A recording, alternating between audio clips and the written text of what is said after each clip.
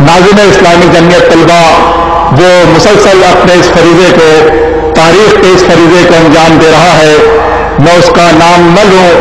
پھر بھی لوگ پہچانیں کہ آپ اپنا تعارف ہوا بہار کی ہے۔ اسلامی جمعیت طلبہ کے ناظرین اعلیٰ برادر عتیق الرحمان آپ کے درمیان موجود ہیں۔ میں عتیق بھائی سے درخواست کروں گا کہ وہ تشریف لائیں اور احباب جمعیت سے خطاب کریں۔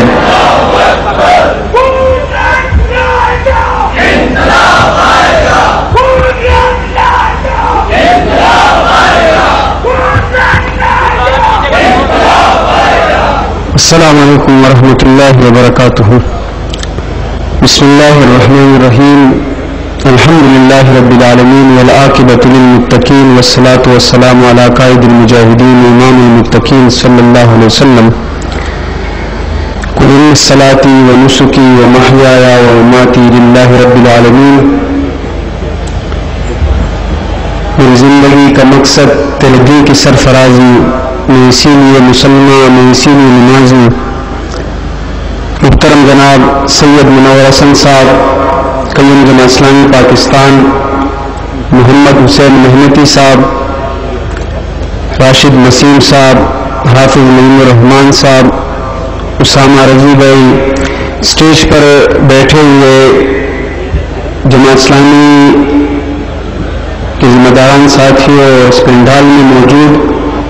اسلامی جمعیت طلبہ کے احباب اور کارکنان جمعیت، یقیناً میرے لیے خوشی کی بات ہے کہ کراچی کے اس پرہجوم شہر کے اندر آج اپنے احباب سے مخاطب ہوں۔ اسلامی جمعیت طلبہ کے 61 سال مکمل ہو چکے ہیں اور 62ویں سال کے آغاز کے چند دن گزرے ہیں، اور یقین میں یہاں پر ایک ساتھی سے کہہ رہا تھا کہ شاید پورے ملک میں ہمیں اس کا اتنا اندازہ نہیں ہوتا پروگرامات میں شریک ہو کر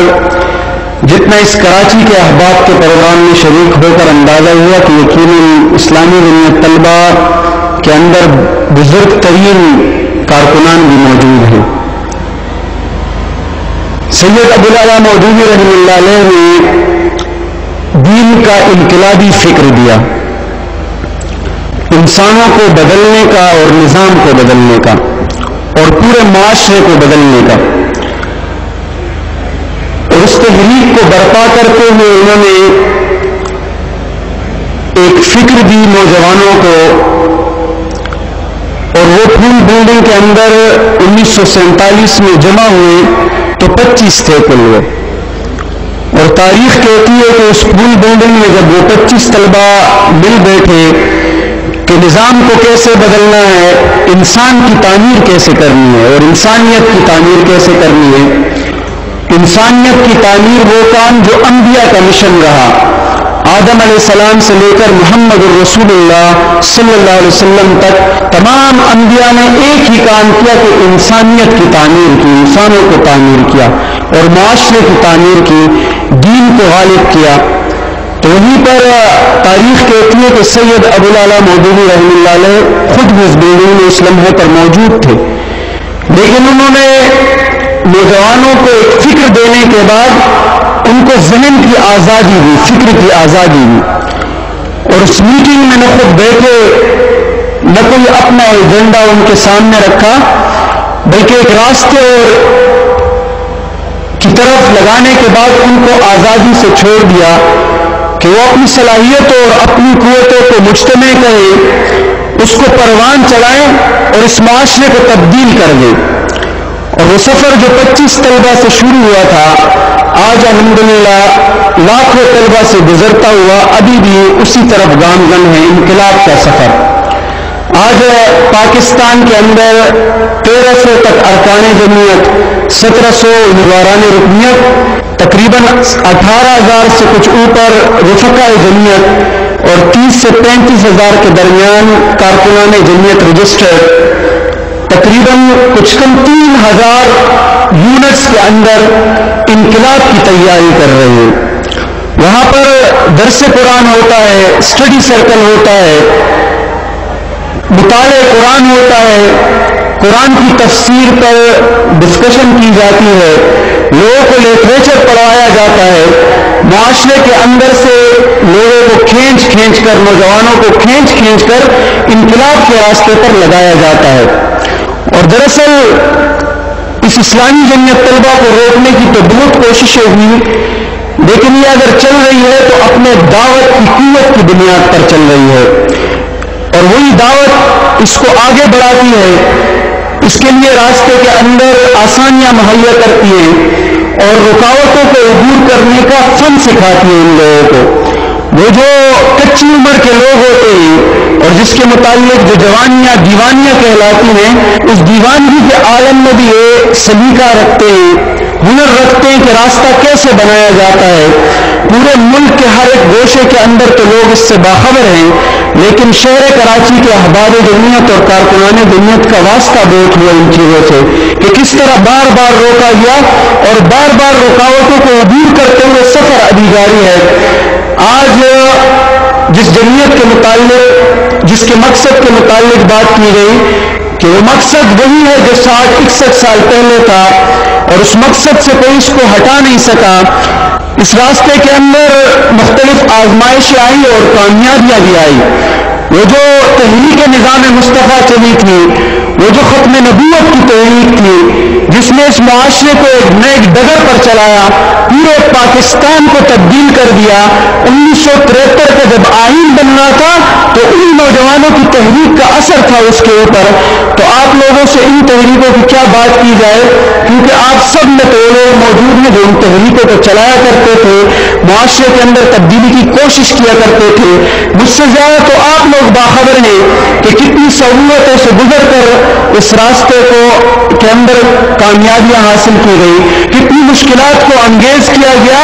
اور کتنے بڑے پیمانے پر قربانیاں دی گئی۔ اور جب طلبہ یونین پر پابندی لگائی گئی تو آج تو یہ بات کھل کر سامنے آ گئی کہ دراصل کسی آدمی کا راستہ روکنا نہیں تھا، نہ کسی اور نظریے کا راستہ روکنا تھا۔ 1984 تک اسلامی جمعیت طلبہ نے پاکستان بھر کے تعلیمی اداروں کے اندر جتنے بڑے پیمانے پر تبدیلی برپا کی تھی، نوجوانوں کی زندگیوں کو بدل کر رکھ دیا تھا، تعلیمی اداروں کے کلچر کو چینج کر دیا تھا، دراصل اسی کا راستہ روکنا تھا۔ لیکن شاید ایک مثال سے آپ سمجھ سکیں کہ شاید وہ راستہ روکنے والے تو رک گئے کسی زندگی کی موڑ پر اور معدوم ہو گئے، ختم ہو گئے، لیکن یہ تحریک اسی طرح آگے بڑھ رہی ہے اور اس کی زندہ مثال تو ابھی قریب کے زمانے میں آپ کو ملتی ہے۔ یہاں سے حسن بھائی نے شاید ایک کردار کی بات کی، غازی عامر عبدالرحمان چھینا شہید کی صورت میں، جس کو یہ فکر اسلامی جمعیت طلبہ کے اسٹڈی سرکل، اس کے اجتماع کارکنان، اس کے درس قرآن نے عطا کی تھی کہ دین کے اوپر مر مٹنے کا فن کیا ہوتا ہے، رسالت کے تحفظ کی خاطر جان قربان کرنا کیا ہوتا ہے۔ لیکن اجتماعی طور پر بھی اسلامی جمعیت طلبہ ابھی وہ قوت رکھتی ہے جو معاشرے کے اندر برائی کو روکنے کی قوت ہے، کہ جس طرح آغا خان تعلیمی بورڈ کے ذریعے اس نظام تعلیم کو بدلنے کی کوشش کی گئی اور اس نظام تعلیم کے ذریعے معاشرے کو تبدیل کرنے کی کوشش کی گئی، تو اس آغا خان تعلیمی بورڈ کو اجتماعی قوت کے ذریعے کس نے روکا؟ تو پاکستان بھر کے کالجز اور یونیورسٹیوں کے طلبہ نے روکا اس کو۔ اور نصاب تعلیم کے اندر جب غیر اسلامی تبدیلیاں کی گئی تو اس غیر اسلامی تبدیلیوں کی نشاندہی کرنے والے، اس کو ختم کرنے والے کون تھے؟ اور طلبہ یونین کے ختم ہونے کے بعد شاید یہ پہلا موقع تھا کہ پاکستان بھر کی صوبائی حکومتوں کو طلبہ نے مجبور کیا کہ جو نوٹیفیکیشن وہ نکال چکے تھے ایک دوسرا نوٹیفیکیشن وہ لائیں، اپنے پہلے نوٹیفیکیشن کو واپس لیں، غیر اسلامی تبدیلیوں کو واپس لیں، قرآن کو سبق جو اس درس کے اندر موجود ہے اس کو واپس داخل کریں۔ یہ اجتماعی کامیابیاں ہیں اسلامی جمعیت طلبہ کی۔ لیکن میرے بھائیوں، انقلاب دراصل انقلاب ہی ہمارا مقصد ہے. یہ چھوٹی چھوٹی قربانیاں اور چھوٹی چھوٹی کامیابیاں ہمیں اپنے راستے سے نہیں روک سکتی, اور وہ راستہ بڑا راستہ ہے انقلاب کا اور تبدیلی کا راستہ. اور 61 سال پورا ہونے پر آج بھی کارکن یہ پوچھتا ہے اور سابق بھی یہ سوال اٹھاتا ہے کہ وہ انقلاب کہاں برپا ہوا جس انقلاب کے لیے میں نے اپنی جوانی کو لٹایا. تو